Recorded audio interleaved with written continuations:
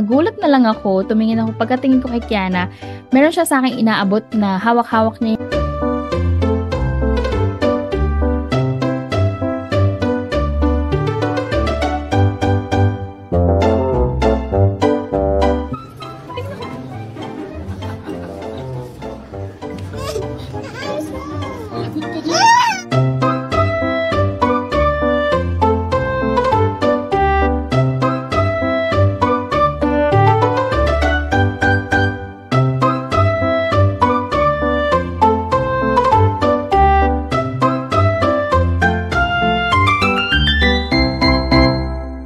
Hawak-hawak niya yung kamay ng manikin.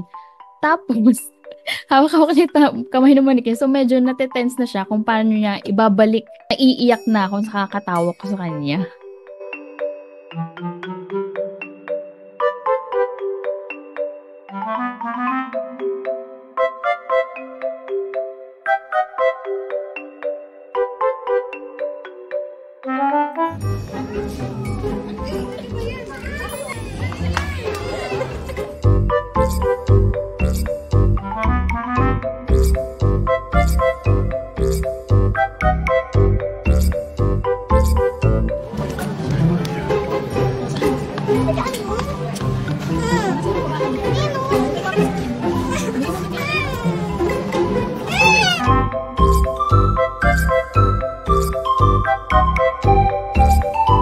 Sinabi ko sa kanya, pag nasa ibang area tayo, kailangan maging aware ka sa mga paligid mo kasi syempre yung mga bagay is hindi naman sa amin. So, nag-agree naman siya at yun nga, next time, sabi niya, hindi na daw niya uulitin yung nangyari.